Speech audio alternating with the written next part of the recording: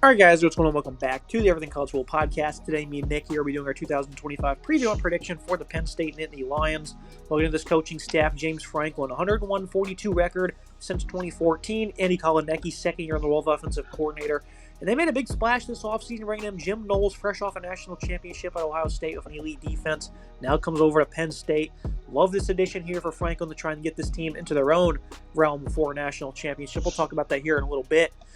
Pretty good offseason, 15th in the high school ranks, 52nd in the portal. They didn't do too much dipping in the portal. They did add some very crucial players in that 2024. They went 2-1 in the CFP with what a lot of people would say was a very easy route. Ended the year at 13-3, coming up just short in the semifinal. Getting things started with this offense, Nick. This is a group that returned 6 starters, an abundance of talent last year, an even greater amount of talent coming into 2025. And, of course, it's going to start with Drew Aller. This is a guy that, last year showcased good improvements. This player has great size, 6'5", 235. He can uncork deep balls with ease, can make really good throws on the run. Showcased improved ball placement. Really liked a lot of the patience he played with, leading to plays being more smooth. He can really rip it down the seams. There's no question about his arm, right? That's a lot of people felt like he would go early in the NFL draft this past April. I think it's certainly possible. Great project player in terms of the size, the arm strength. The mechanics are still a work in progress. Way too often he'll throw off that back foot. Doesn't always plant, leading to air-mailing throws. Took more gambles this past year, but in turn led to some horrid turnovers. He handled the blitz very well. He'll at times loft the ball downfield instead of stepping in and taking on the contact, though. Seems antsy, but he is a willing runner. He did all of this, Nick, of a below-average wide receiver group. And, of course, again, he did have some bad turnovers. The one against Oregon, they had a chance to win. He throws a 50-50 ball. It's picked off. Against Notre Dame, worst turnover of anyone probably had all year that handed the Irish the victory, Nick. So there's some things he has to clean up. But at the same time, he has been operating with a very weak set of pass catchers. Of course, he had Tyler Warren, who was elite. But other than that, the wide receivers just do not create much separation. We'll get to them in a minute. But I think for the supporting cast he's working with, he's played pretty well up to this point. For the first time ever, it feels like Penn State has a quarterback that can elevate this offense. When you think of previous Penn State quarterbacks, it's a who's who of just characters who were average game managers. I think quarterbacks that stand out, Trace McSorley, and then I guess Sean Clifford's probably my next man up before Drew Aller, and that's a pretty weak list. I think McSorley was a great quarterback. I give him credit. He was a dynamic, fun player to watch, but outside of him, it's a very weak list, and that goes all the way back to the Joe Paterno days where they just never seemed to recruit quarterbacks. They just plugged in game managers that did not elevate the offense. Drew Aller is not a game manager. He's a kid that can elevate the offense, and you saw that in times last year. 60% comp rate, 3,300 yards passing, 24 touchdowns, 8 picks. He was a high-level recruit out of high school. It was the first time they went after and challenged to get a high-level quarterback recruit. Coming in, they plugged him in, and he had some successes. I think he's been really solid for this team. You saw growth this year previous to the previous year. You saw it certainly improved in the pocket, better mobility overall, better accuracy. Felt like he was more standing strong in the pocket. I think the turnovers, right, there are certainly some issues there, right? The 2 picks you highlighted against Notre Dame and Oregon were weak ones, but I also think that, some of those are a little overblown. I think the one against Notre Dame was just, pretty bad. But in general, I think he's going to try to cut down the turnovers this year. I think he's a quarterback that's getting more accurate as time goes on, was getting some love in the NFL draft this year. Obviously, there were some rumors about him potentially going to the draft. He ended up staying in, which I think was the right choice. He needed one more year to polish himself out. And I think this receiving cast, the supporting cast at wide receiver he has this year is better, even if they lose Tyler Warren. So I think he's got some weapons to work with this year. He'll still have a rock-solid offensive line. I think he'll be a really good quarterback. Do I think he's going to win the Heisman? No, but I think he'll be able to really elevate this offense and continue to help them develop towards their goal of competing for a national title. I think Drew Aller is a reliable starter, one of the better quarterbacks in the nation, and you really got to feel good if you're a Penn State fan with him at the helm. Now, do you think a fair take would be, kind of like in the NFL, are the Bills going to win? It's going to come down to Josh Allen. The Ravens going to win a Super Bowl. It's going to come down to Lamar Jackson. Do you think for Penn State it's going to come down to Drew Aller just upping his play, or is there more to it? I think there is more to it. I think you're going to have to get a little bit more out of the wide receiving core as a total. I think you have to get a little bit more out of some parts of the defense and make sure that the same level the running back room played to last year plays to this year. So I don't think it's all on Drew Aller, but I think he is a key piece of the puzzle. You can't make the mistakes you did against Notre Dame and win a national title in this day and age. You have to be more polished in a key moment like that, especially in a key game like that. He just gifted the game to Notre Dame. You can't be making mistakes like that. It does ultimately fall on the quarterback. I do think Penn State's issues are more deep-rooted with the rest of the roster. I think he's a serviceable quarterback, a phenomenal quarterback even at that, so I'm not super worried about that. So I don't think it's a fair assessment to say that it relies on him fully. I think there's more pieces to the puzzle for Penn State national title hopes. Now let's go ahead and look at these pass catchers. They added 4 players in the portal on offense, 3 of them at wide receiver. Revamped group. Kyron Hudson from USC, a good outside pass catcher, strong hands, good size at 6'1", 205. Not much of a vertical threat. He'll give some good reps on curls and comebacks. Trevor Pena comes over from Syracuse. This guy commanded 100-plus targets for them. Streaky player who can get downfield. Understands zone coverage. He can win across the middle. Nice ball tracking as well. He had 450 snaps from the slot last fall, so this guy is probably kind of an Ironman player. And then Devontae Ross. Slot seems likely for him with his size of 5'11", 165. He was used as an X most of his career of Troy. Slicky pass catcher with great speed. Makes some tough contested catches as well. Really thrives on screens, in breaking routes, extended slants. Those are kind of patented routes of this scheme as well, so I think he's a nice fit. He had 219 total yards and 3 touchdowns versus Iowa last year, so I expect them to be really creative with Devontae Ross. You look at the rest of the group, Tyzier Denmark has some good potential. X3 star only played a few snaps in his debut season. Fellow in-state 3-star Peter Gonzalez didn't see the field. Liam Clifford really doesn't offer much. Most notable freshman add is Matt Oten, who is a top 200 recruit, but this has been a poorly recruited area at Penn State. Tight end, on the other hand, Nick, is the most talented group in the country, and Franklin just pumps these guys out year after year. And Luke Reynolds, he's primed to step up next as a top target. He was the top-ranked tight end in last year's recruiting class.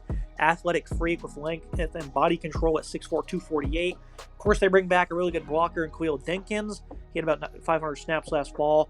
Andrew Rapella, top 200 recruit in last year's class. And Andrew Olish, he's the 3rd ranked in this incoming class. So they're incredibly deep at tight end. Reynolds is going to be a star. At wide receiver, Nick, what do you think of these ads here? Because I really like the 3 guys they got in the portal, but in terms of guys they've recruited themselves from high school, it's just not there. To your previous question, I think the biggest thing holding back this Penn State team was the lack of wide receiver depth last year. I think it was a big key problem for this team, and I know they didn't really address it in their high school recruiting ranks, so it'll take some more time to do that. They did address it in the portal with 3 key ads I think are really important. I'll start with Trevor Pena, who was a late ad in the spring cycle. They got him late in the window. Heartbreaking loss for Syracuse. I really thought he could be the top wide receiver for that team and elevate that offense. I guess he didn't like what he saw in the potential new quarterback that was battling up there, most likely Ricky Collins, who got the starting job up there, and he ended up entering the portal and goes down to Penn State. He's a big game player. He had a really solid game against Miami, which was a key upset win that knocked Miami out of playoff contention. 128 yards on 6 grabs and a touchdown in that game. Also played phenomenal football in the bowl game. 5 grabs for 70 yards and 2 scores in that win. So he's a big game player. Overall had 950 yards receiving last year and 9 scores. Was really good in the first part of the season as well, with 2 scores in the game against Georgia Tech and Ohio to open up the season. Big game player. I think he's a really incredible ad who will do a lot for this offense. I thought Ross was a good ad from Troy as well, over 1,000 yards last year, 11 touchdowns, had 450 yards the year before that as well. He was a guy that was reliable for Troy throughout the season. He had touchdowns in multiple games. He had a stretch of 3 straight games with touchdowns in November. So he's a guy you can rely on. I think you play him at the X there. He'll be really solid, a nice speedy player. Obviously, adding Hudson as well from USC was a good ad. He didn't have the best season last year at 462 and 3 scores, but he's a guy that I think you can really do a lot with, move him around, get him involved in your pass-catching group, and kind of develop him. Probably play him at the Z, or probably the X, that is. Going to play Ross at the Z. And then Luke Reynolds is just a phenomenal potential tight end. 6'4", 250. This kid's huge. Had a touchdown last year, 111 yards receiving, his limited reps, but he's just a prototypical Penn State tight end. He's going to be productive early on. You can certainly count on that. He'll step up and be big here. Dinkins is a phenomenal blocker, which will help with the run game, which we'll touch on in a second. The rest of the depth is a little shoddy. I think Liam Clifford's a little bit better than you give him credit for. I think Clifford will be okay this year. Had about 300 yards receiving last year and a score, so I'm curious to see what his workload looks like this year. They revamped this a little bit, though, right? They added some pieces out of the portal, 3 key pieces here, which certainly elevates this team and increases their chances of competing for a Big Ten title and a national title. They have 5 different guys right now that played tight end there in the NFL, and they're all starters, and they're all on, most of them on second contracts, and if they haven't gotten one yet, they will. So that is just an impressive area for Penn State. Now we move to the run game, right? Because this is why people are so hype on Penn State, because they return 2 veteran running backs. Katron Allen, this is a guy who showcases great leg drive, great patience. I like the vision, allows him to pick the right hole. He's decisive in the open field at 220 pounds. For Singleton, he's a little bit bigger at 226. That size allows him to attack the inside with confidence. I think he has great speed on the edge as well, great strength and toughness. I mean, these guys are as perfect as it comes to being a 1-2 punch. I mean, their numbers are pretty identical. Allen got a few more touches last year. I mean, they would ride with the hot hand often. They both had 1,100-plus yards combined for 20 touchdowns. And, of course, Aller, he's, live at the goal line, 3rd and 4th and shorts. So there's no worry when it comes to the run game one bit, Nick. Of course, Bayou Perbola did transfer, so one less wrinkle that they like to use a little bit. Tyler Warren, of course, as well. So A little bit weaker in terms of the run game just because they had that much versatility, Nick, but the top 3 rushers are back, and this is great. A little bit weaker, but I'm still not concerned about what a rushing attack this was last year. About over 200 yards per game last year, 202 yards per game, 17th in the nation. They'll be equally as deep at running back this year, and they'll be very strong.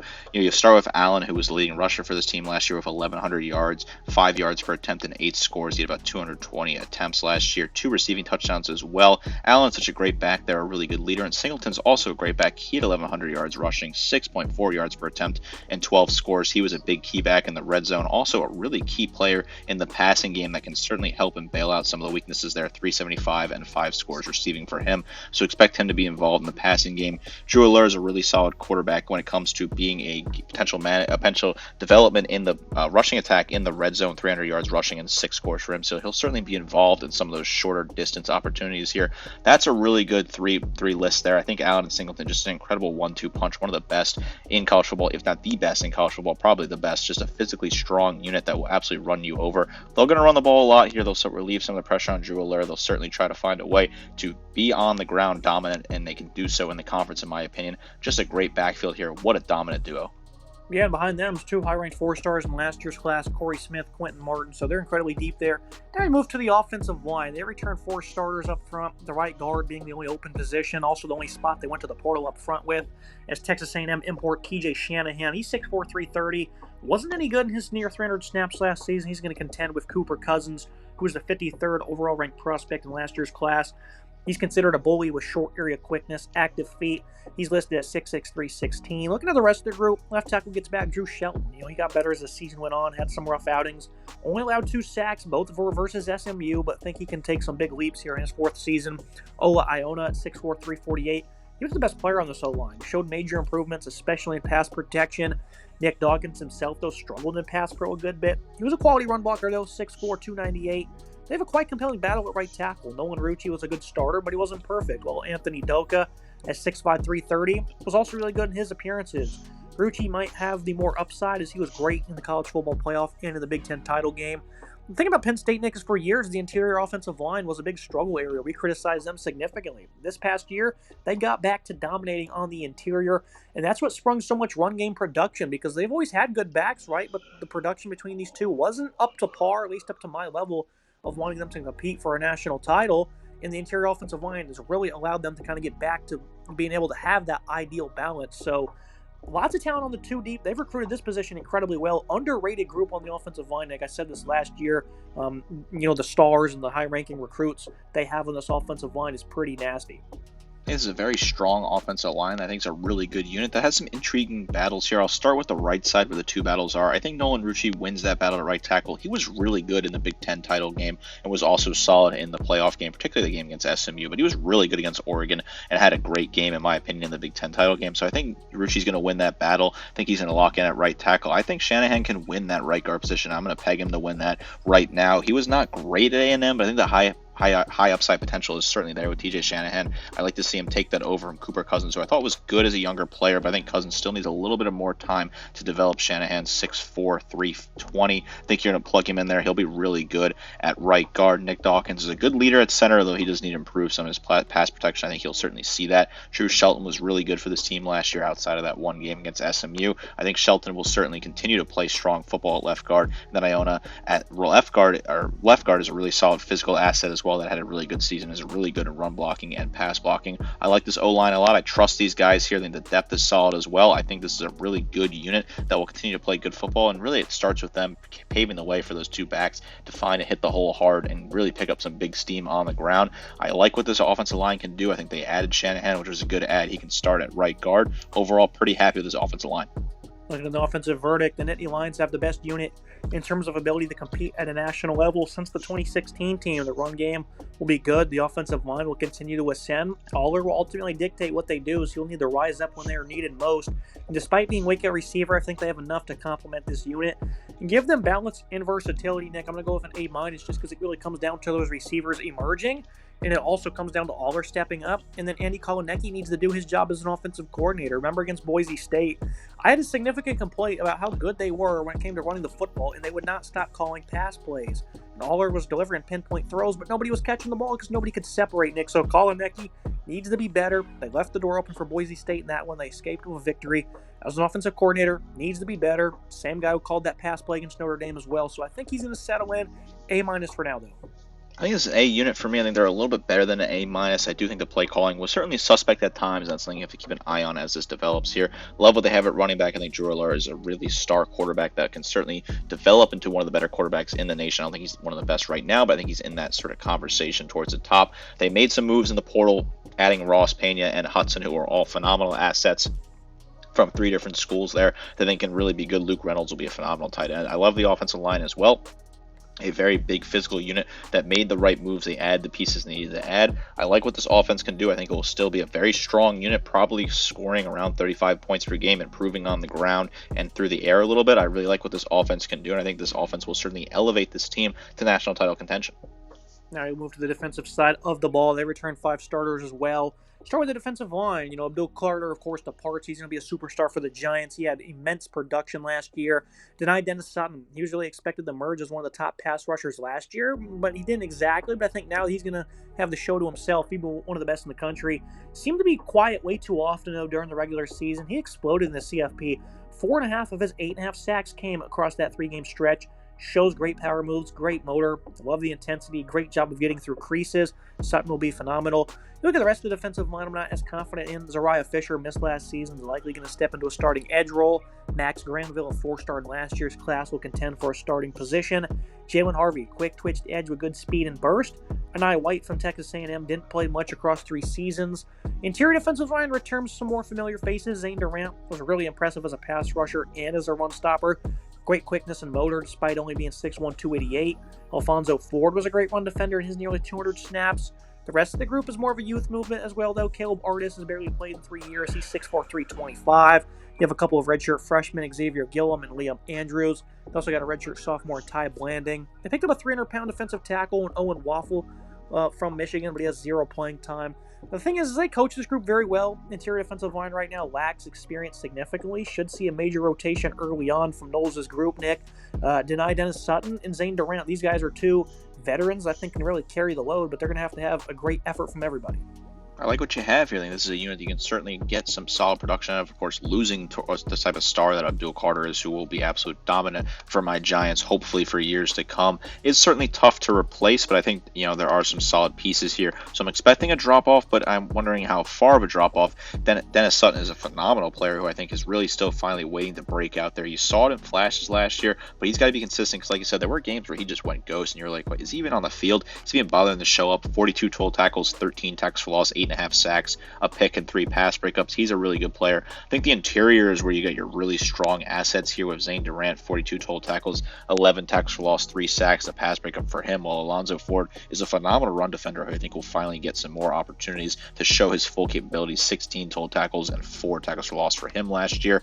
I think Caleb Artis will be really solid in the interior as well. He'll certainly be involved on this defensive line. Ty Balding, I think, is a player that can certainly develop, and Zeron Fisher will find some way to get some pressure from that right side here. Yes, this unit will certainly drop off compared to what it was last year. I think the run defense may be a little bit questionable at times, as will the pass rush be, but I think there are still some solid guys here. Can they reach that level that they were last year? I don't think so, but can they be a serviceable, strong unit in the Big Ten? I think that's certainly in the cards.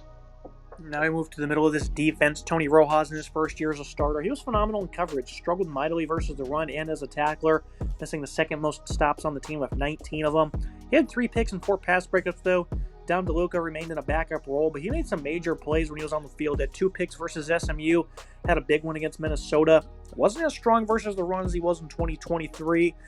And when he was on the field, he was kind of a poor tackler in terms of efficiency, but he is a veteran in this team, so he'll need to be, consistent when it comes to being a starter. 2 X3 stars, Keon Wiley and Anthony Specca, they're going to compete from Tom. Amari Campbell, though, coming over from UNC, was a phenomenal lad. 76 tackles, 10.5 TFL, 6.5 sacks for them. He was impressive in all areas. This is a player to get on the field with his versatility. He was an efficient pass rusher as well. This group could be a problem if the 2 vets don't step up in key areas. Need them to be very physical versus the run and set the tone. They also added LeVar Arrington, who's an absolute unit. He was a top 140 recruit. Might get on the field. I think this is a quality unit, Nick. I think it's a quality unit, but I am concerned about the missed tackles. Rojas with 19 of them last year is certainly a number that jumps out to me as, hey, that's an eye-opening number. They have to find a way to get those fundamentals right. I think the coaching will certainly help with that this year and kind of get them better, more conditioned to not miss those tackles, which could be a key liability. Rojas had 58 tackles that he was able to complete last year, 6 tackles for loss, a sack, 3 picks, 4 pass breakups, while DeLuca had 40 total tackles, 4 tackles for loss, 3 picks, and a pass breakup. Each of them had a pick 6 thrown in there as well. I think DeLuca will certainly develop into a better player. He's going to clean up his tackling as well, but he was a little more reliable and was a better asset in coverage at times. These guys got to find a way to A, be strong in coverage, and B, be better against the run with cleaning up their tackling. Can they do it? I think that's certainly something to keep an eye on there. Could be a big liability for this defense. It also could be something that can be really key for this defense if these guys can clean up their act and be really strong. Now I move to the secondary for Penn State. This is a group that's going to be led by A.J. Harris. This guy was great in his first season, the X5-star transfer. He was good in man, showed good play recognition in zone. I like his play speed and aggression when sniffing out screens and playing the run. He should really ascend in Jim Knowles' new scheme, that 4-2-5. Elliott Washington played really good down the stretch. Thought he was rock solid across 2024. He'll be stepping alongside him into a full-time starting role at corner.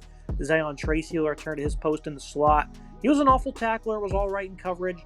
Backup cornerback roles will be occupied by Kenny Woolsey, Davian Collins, who got on the field a good bit last year. Safety group returns a great veteran, Zakee Wheatley, who despite missing 20 tackles, he was elite versus the run, was good in coverage as well. He had 7 plays on the ball. He's going to be a top leader for this team.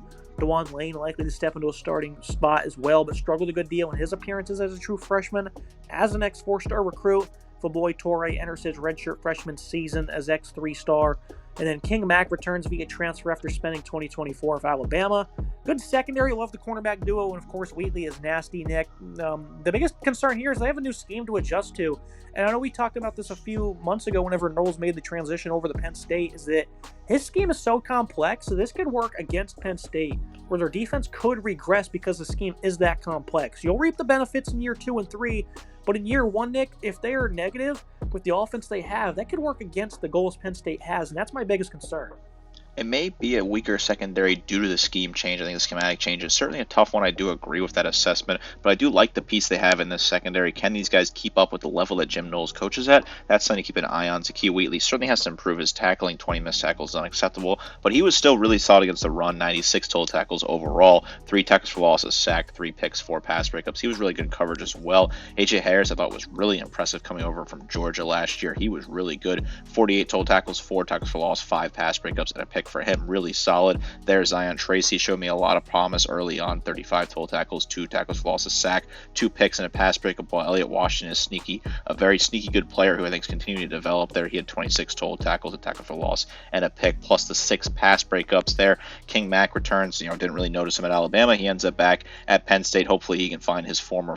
He was pretty good for this team in the past there. Collins I think is really solid as well back there further on the depth chart here. I think the coaching is certainly questionable. Can they find a way to develop to this full system? It's a tough system, right? This is a very harsh and unforgiving defensive system on the players. Can they find a way to compete with that at the full level? I think it's certainly possible because the secondary is still a strength with some great players. Will be a tough adjustment early on, but I think come the end of the season, they'll be firing on full cylinders and be a very aggressive secondary that will ball hawk, play some really good coverage, and get a couple turnovers here and there and be a very good asset for this defense.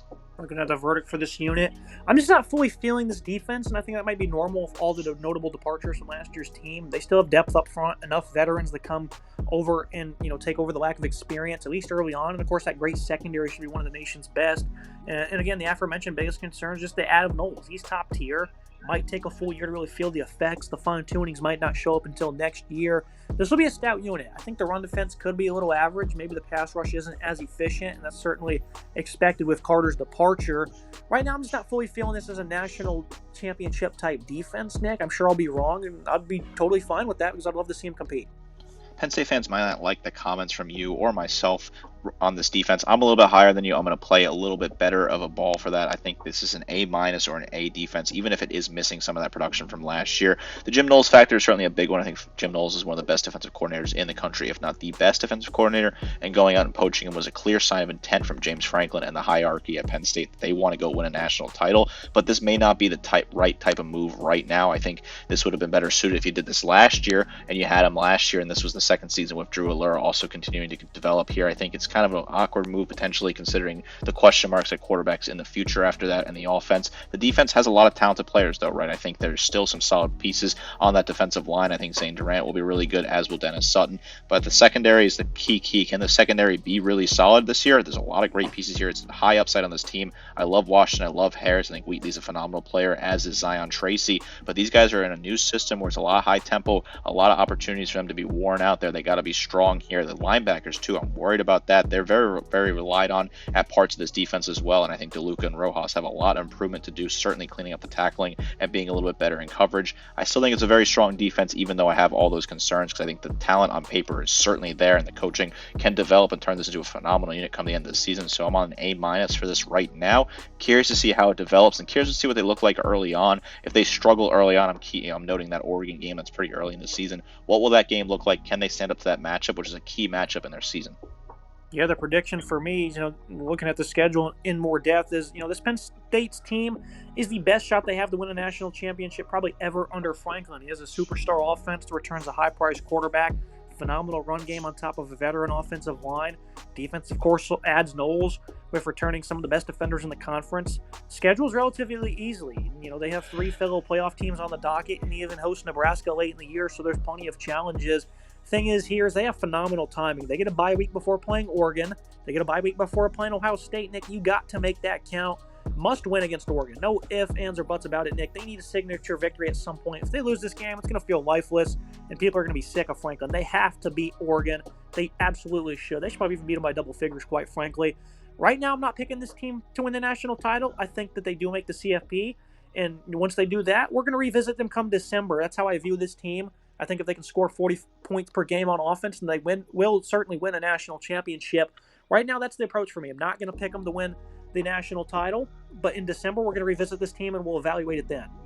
I think you made a key point there. That Oregon game is a do-or-die moment for James Franklin. I don't want to be super dramatic about it, but that's an incredibly important game on September 27th. Prime time, 7:30, 8 p.m. Eastern. I believe it's a whiteout. Don't quote me on that if I'm wrong, but I'm almost certain that's the whiteout game this year for Penn State. This is a huge matchup. Oregon, obviously a national title contender as well. Traveling to the East Coast, always tough for those West Coast teams to travel to the East Coast. When you kind of get them exactly where you want them early in the season where they're still figuring out the kinks on offense, coming to the East Coast from the West Coast there, that's always a tough travel. Primetime game, Beaver Stadium. I mean, that stadium's going to be loud. You might even hear, pick up a seismograph earthquake sort of rating down there in Happy Valley if that stadium's going to shake at kickoff. I would not be surprised at all. Shades of the previous huge games at the whiteout. That stadium is going to be absolutely shaking. You have to take advantage of those opportunities, and previous Penn State teams wouldn't. They would find a way to lose those games, particularly against Ohio State, which again, I think this year they lose to Ohio State. I just can't see them going into Columbus and winning that matchup against a team, even though Ohio State lost a lot